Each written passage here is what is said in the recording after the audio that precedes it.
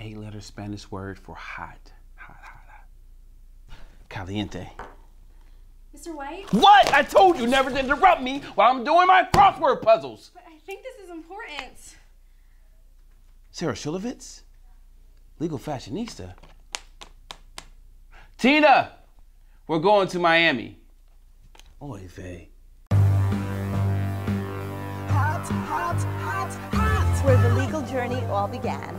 Introducing an all-new and original lifestyle reality show, The Sara Shilovitz Show, The Legal Fashionista. I am a former state prosecutor who then turned around and became a defense attorney, saving and defending those who are unable to defend themselves. But my story doesn't end there.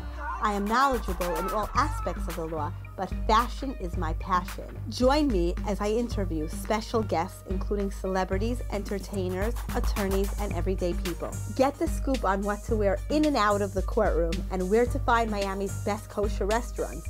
And of course, what's legal and what's not. My adventures will take us places and introduce us to people from the highest of high society to the lowest. Armed with my legal and fashion sense, join me, the legal fashionista. You can't afford to miss an episode. Welcome to another fabulous episode of the Sara Shilovitz Show, Legal Fashionista. I'm here with an incredibly talented guest, Dennis L.A. White. How you doing? Great to meet you. Thank you for having me. Thank you for coming. It's an honor for us to have you. Talented actor. Tell us about yourself. Well, you know, I've been acting for well over 10 years. People know me as D-Rock from the movie Notorious, also as Dre, Change the Game, and Reggie Moses on The Closer. So, you know, it's just been a blessing to be able to work and continuously put out good product. How did you start getting into acting? How old were you? Oh man, well I was like 5. You know, my mom, she's a Grammy-nominated musician. Wow. So what's your mother's name? Her name is Becky White. Cool. She's a writer, and I always did plays in theater. So I started off doing theater, and then I put out an album under the guise of Dennis the Menace, and that kind of opened up a lot of doors for me. Then I moved to New York, and I started hosting at Fuse Television for several years. Oh yeah, I'm from New York. I'm familiar with that. New York. So NYC in the house, baby. Brooklyn, you know how we do. NYC, and right now with after this hurricane, we have to really. Oh man, it's crazy. You know, all my people, you know, hold your head up. Yeah. So you know, I've been acting for a while, and then you know, my big break was The Brave One with Jodie Foster. Wow. She's amazing. Oh my God, she's such a great. I heard person. she's a beautiful person in real life. Inside and out, just so, and she's so intense. I learned a lot from working with her. She's very professional. Extremely professional, always in the moment, and that's what, as an actor, you have to always be. Were you like scared to work with her, or like that must be, she's a huge star, and you are also. Yeah. But like, you know, when you were a young actor. Well, I mean, I wasn't a star at all, but I enjoyed working with her because she was so, you know, her name preceded her, and she made me understand when I saw her, I was like, I have to step up.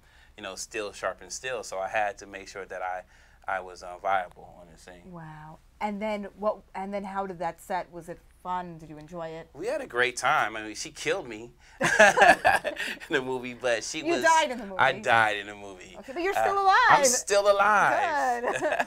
But yeah, she was so great, and you know, she gave me a lot of encouragement. Robert Downey Jr.'s wife was one of the producers, so wow. He gave me a lot of encouragement as well about, you know, just pursuing my dreams and stay the course. And, you know, I've been... Were there ever times that you thought of giving up your acting dream? You know, as an actor, you know, this is not a job like a 9-to-5, so, you know, you get discouraged a lot.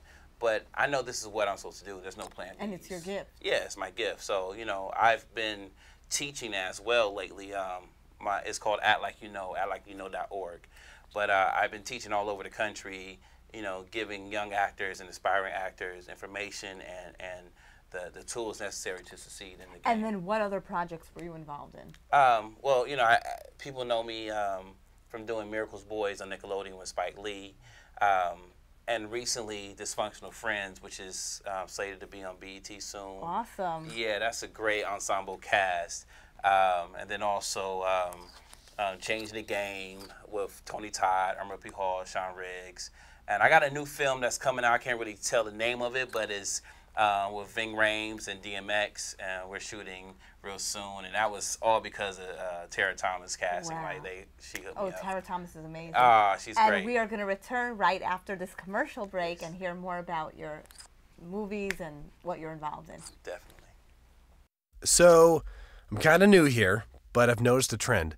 My human does this funny thing where she goes around and gets all my toys, and then she hides them in that basket by the door.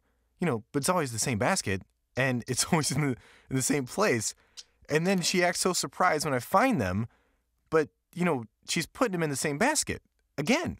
It's like, hello, that's where you put it last time. You were the worst at hide and go seek. Welcome back from the break. And Dennis L.A. White, you have these wonderful, fabulous workshops. Where can people look them up, and how do they benefit people? You can find me at actlikeyouKnow.org. ActlikeyouKnow.org. Yeah, you need to act like you know. ACTLIKEYOUKNOW.org. Is it only for people that want to be an actor? Or let's say me, I'm a lawyer, and I'm a criminal lawyer, I'm a litigator. So every day is like acting in the courtroom. Basically, yeah. No. I have people from all walks of life that come and are interested in doing what I do. And like as far as what you do as an attorney, I definitely will give you pointers. It's like a theater. Yeah, it is. And you have to, you know, win over the crowd. Win over the jury, the judge, and everything. And just like as an actor, we have to win over the crowd and the audience. So do you get stage fright? And do you deal with that in the workshops? Yeah, most of the time when people get stage fright, it's because they're unprepared, especially when they audition. But even when you're prepared, you don't get stage fright? I get a little nerves before I go on camera certain times, but I enjoy the nerves, you know, more so when I'm doing theater. But, you know, I did a one-man show off Broadway called Die Laughing, and it was just me on stage for like an hour and a half. So there was a little extremely hard. That's like a long opening statement. Whoa! And I played a stand-up comedian who found out he had breast cancer. Whoa. So it was just crazy. Wow. So yeah, I was a little nervous on that, but most of the time I don't get nervous when I'm working. Like I can't wait to work. So you really must enjoy what you do. Yeah, I really love doing what I do. I wouldn't want to do anything else. There's no plan Bs. You know, I'm not going to be selling insurance next week. I'm not going to be working at Little Caesars Pizza next week. I'm going to always be acting and in that field as far as teaching, acting, directing, producing. That's the whole evolution of what I'm into. I feel like I'm born to do it. So you're devoted to your craft? Most definitely. And was there any times that you thought about giving up on your dreams? No, never given up on my dreams. I've had detractors. It's funny, I put my father in blast. He was one of the biggest detractors when I was, you know, really starting off. It's like, well, why don't you just get with this acting stuff and do this, that, and the third? And I never did, but he's my biggest fan. That's how I ended up becoming a lawyer. My parents, I wanted to be a fashion designer, and then they told me you'll be a starving artist, so they encouraged me to go to law school, which for me worked out well. Yeah, truly. But I consider law also like a craft. I make it very creative and artistic, the arguments. Well, I mean, anything you do that you put your heart into it is an art. Yeah, you know, and and I have people's liberty in my hands. Yeah. You know, and people's lives as well. People's lives, it's very stressful. Yeah. So now your acting classes, it sounds like it's something that anyone could benefit from. Yes. Not only aspiring actors. Well, you know what? One thing that I appreciate about my classes is that I don't let you off the hook. Oh, no. So, you know, I want you to be better. I don't want you to come take the class just to meet me or just to have fun. I want you to leave and walk away with something beneficial so that you say, you know, I actually learned something. I'm going to get better, you know, and, you know, I call it Act Like You Know so that you have the knowledge and the tools to better yourself as an actor. Wow. We're going to return in a few minutes. Thank you for calling your GED Pep Talk Center. All right, now, are you ready for your GED Pep Talk? Being nervous is okay. It just shows that you're serious about getting your diploma. A lot of things are scary. Heck, I'm scared of clowns. No quiero ir. Danny, no lo puedo hacer. DMC, life in your pep talk style. Just keeping it real, Debs, just keeping it real. Whatever motivation you need, we've got a pep talk for you. Get your GED pep talk and find free classes at yourged.org. Welcome back to the Sara Shilovitz Show, Legal Fashionista. I'm here with the very talented actor, Dennis L.A. White. And continuing what we were discussing, what are your next projects that we can see you in? I have a movie called Small Apartments that I'm really happy about.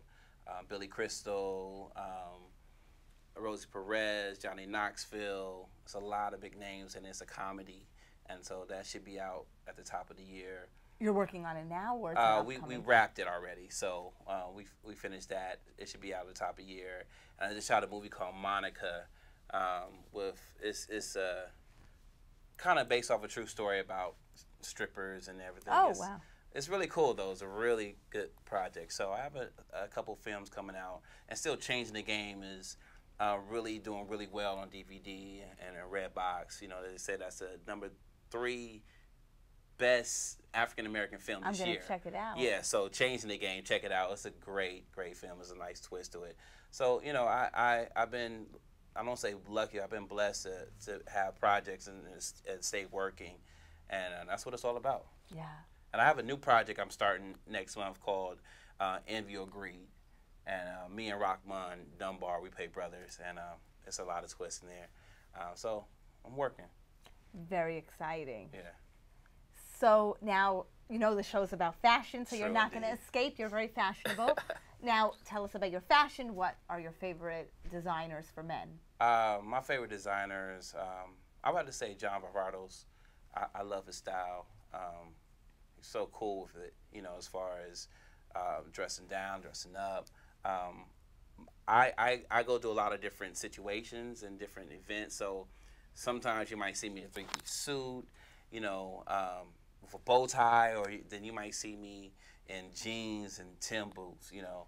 I'm in Miami right now, so, you know, I got the colors, the coral colors. Yeah, you're like very South Beach, yeah, ready to go. I'm relaxing, I'm chilling. Got the white, you know, Sean John pants on, so, you know, I'm Sean John is Puff Daddy's brand. Exactly. That's, I love it. Yeah. P. Diddy, I'm a big fan. Yeah, so, you know, and I'm cool with them because of the Notorious film.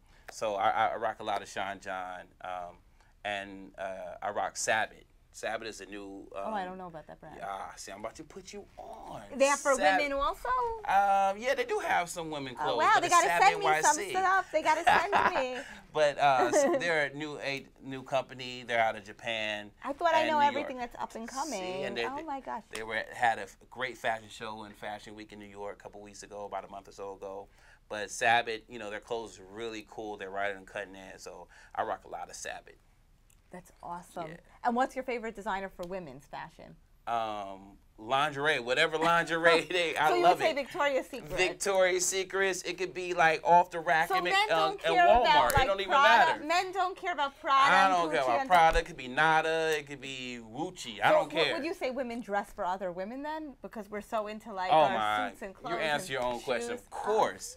You guys wear labels for women. Oh my gosh, no wonder why I can't find a boyfriend. All right, so we care about how sexy it looks. That's it? That's so I should be walking around in lingerie all day. You can go to Target and get you an outfit, and if it's sexy, we still gonna holler.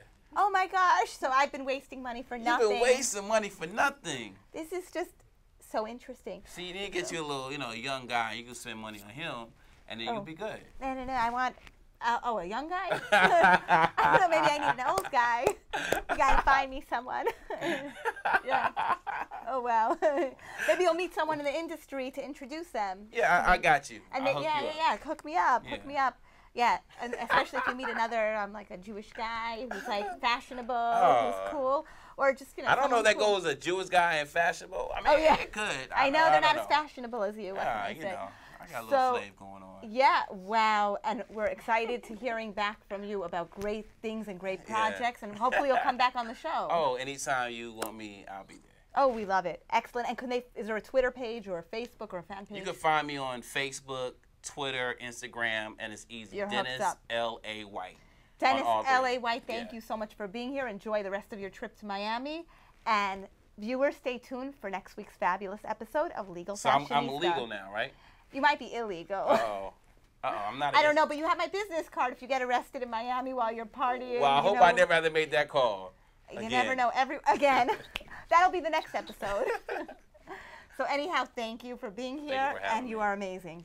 You are And too. we look forward to hearing great things. Thank you, everyone, and everyone stay fabulous. Hey, how you doing? This is Dennis L.A. White, and you're watching the Sara Shilovitz Show, the Legal Fashionista. Don't be illegal with your gear, all right? Be always on point. Peace. Hot, hot, hot.